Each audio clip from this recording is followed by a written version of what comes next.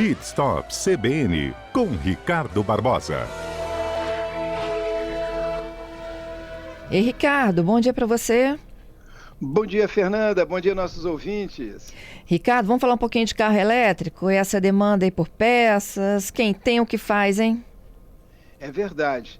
Realmente as vendas dos carros elétricos têm aumentado substancialmente no Brasil, viu, Fernanda? Já temos mais de 300 mil carros eletrificados.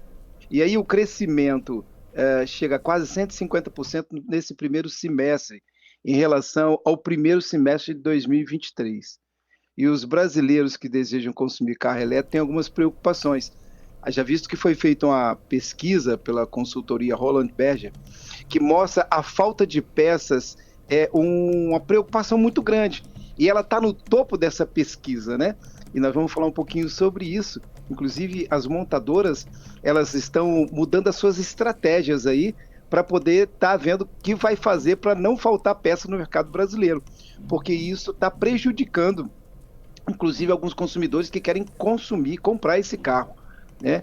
E essa pesquisa diz que a falta de estrutura, infraestrutura de carregamento e o baixo preço na revenda do usado também faz parte dessa preocupação que nós vamos comentar um pouquinho hoje sobre esse assunto. E também tem uma coisa, diante dessas reclamações e queixas dos consumidores nas redes sociais, as montadoras pretendem mudar as suas estratégias comerciais basicamente em duas coisas muito rápidas.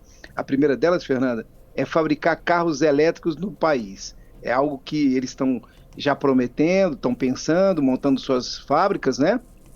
E a segunda, porque vai ter peça aqui no Brasil, eles vão ter essas peças, essas concessionárias abastecidas aí, a sua rede de concessionárias abastecida. Mas, segundo a preocupação dele, da própria montadora, há relatos que tem carros aguardando há mais de 6 meses por peça.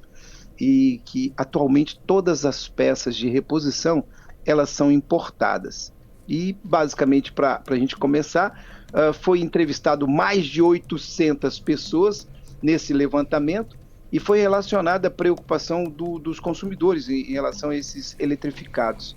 E o estudo mostra, Fernanda, que também 46% dos entrevistados acreditam que apenas em 5 anos poderá produzir essas peças. E 32% que só depois de 10 anos o Brasil vai conseguir produzir essas peças. Então demonstra que os nossos consumidores de eletrificados não estão assim muito confiantes, achando que isso aí vai acontecer daqui a médio e longo prazo, Fernanda. Há quem diga, né, agora, depois daquele boom de compra e venda de carros elétricos, de que não é a hora. Você acredita nisso? Eu acredito, e a pesquisa também fala um pouquinho sobre isso, mas mesmo assim ainda está vendendo muito carro elétrico. O brasileiro, quando ele gosta de alguma coisa ou cai no gosto, ele vai lá e compra, independente depois vai ter algum problema. Você lembra que lá no passado, a gente está fazendo esse programa, sendo comentarista já há muito tempo aqui na CBN, e a gente falava, você me perguntava, Ricardo, e aí, como é que vai ser essa coisa da revenda? Fernanda, ainda é cedo, vamos aguardar, pode ser que a gente tenha problema aí na hora da revenda, esse carro pode despencar, vamos ver como é que está essa coisa da bateria. Você veja, tem um ano, está fazendo basicamente um ano que as vendas mesmo foram impulsionadas, né? Mais ou menos na época dessa do ano passado, começou a própria BYD, as outras montadoras trabalhando muito em cima de propaganda e vendeu muito carro. Agora, as pessoas estão pegando esse carro, o pessoal que tem aplicativo, as pessoas do dia a dia, falam, vou trocar o carro da minha esposa, vou comprar um pouco melhor, vou comprar um 100% elétrico melhor. Aí ele chega na revenda, algumas revendas estão dizendo, eu não pego o seu carro mais de volta. Aí ele vai para as lojas, né? As lojas de usados. As lojas de usados falam em 40%, 50% abaixo da tabela FIPE. Então isso está sendo um problema muito grande. E a gente está vivenciando tudo isso agora. É algo novo que o mercado automotivo está conhecendo.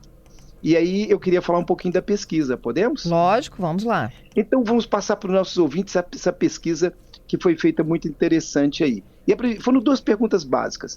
Primeiro, principais preocupações do brasileiro em relação aos carros elétricos. E com 54% foi a oferta de baterias e componentes. E aí, depois do meu carro, daqui a alguns anos, perdeu a garantia, como é que fica isso? Então, essa é uma preocupação com 54% do consumidor.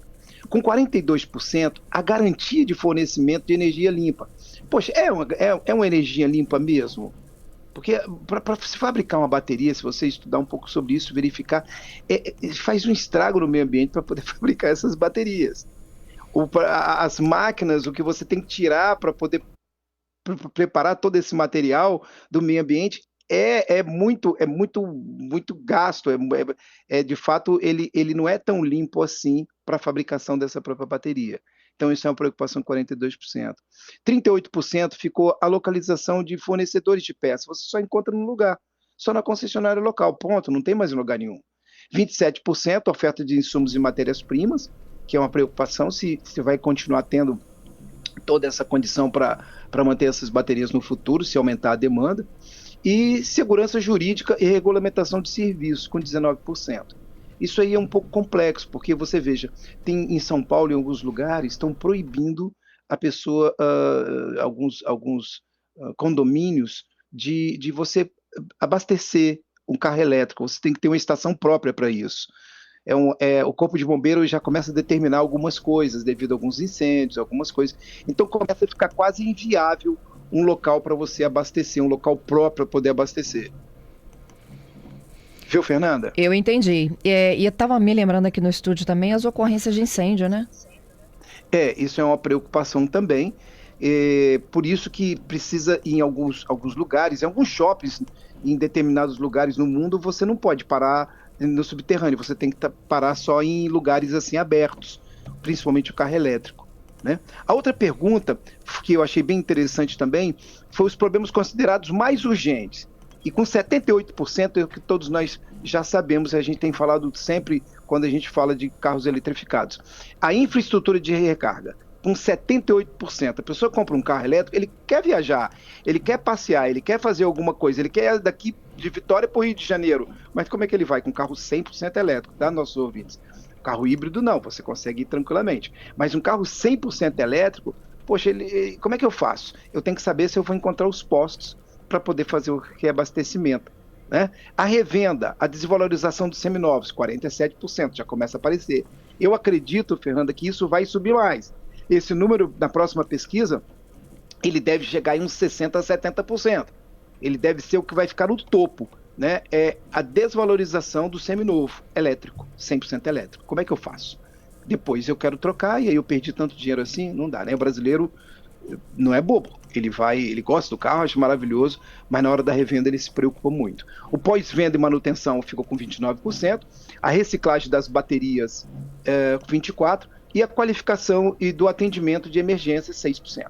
Né? E ainda falando um pouquinho sobre essa falta de peça, antigamente, há pouco tempo atrás, as concessionárias elas recebiam 200 itens por dia para compra para chegada de peça. Essa passou para 600 itens num prazo muito curto.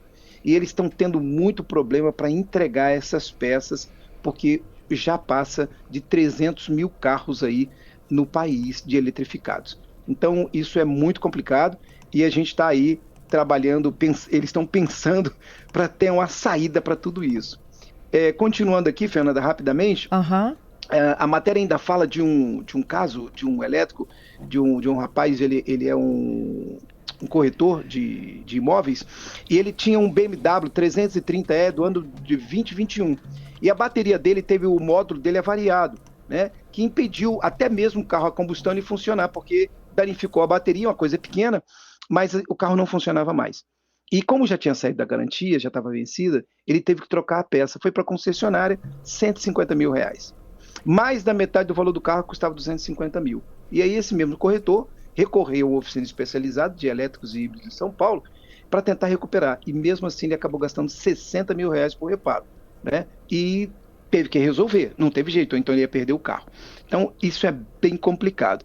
E por último, eu tive agora, chegando semana passada dos Estados Unidos, e lá eu verifiquei que tem Tesla para tudo quanto é lado, Fernanda. Você está no trânsito, você encontra Tesla andando sozinho, né? Novo, mas tudo. tá? Mas você encontra muito Tesla. E em qualquer lugar, na beira da praia, no estacionamento, você encontra 2, 3 Tesla parado. O americano realmente ele comprou essa marca. Ele está usando muito Tesla. Eu tive a oportunidade de entrar em 2 concessionárias também da Tesla. E o que me trouxe muita estranheza, completamente diferente a forma como eles comercializam o Tesla.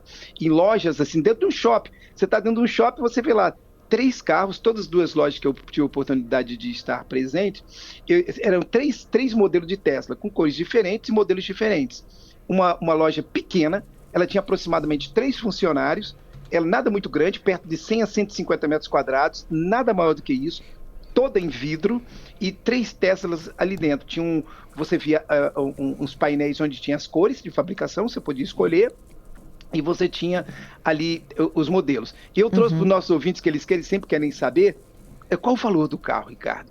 O modelo do Model 3, por exemplo, lá o preço do carro, do bem e do serviço, ele é separado da taxa, todos nós sabemos disso.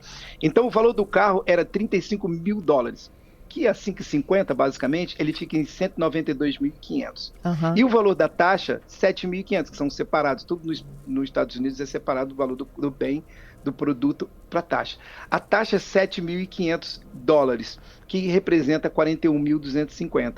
Esse carro fica por $42.500. E aqui no Brasil, lá você gastaria 233.750 para possuir esse carro.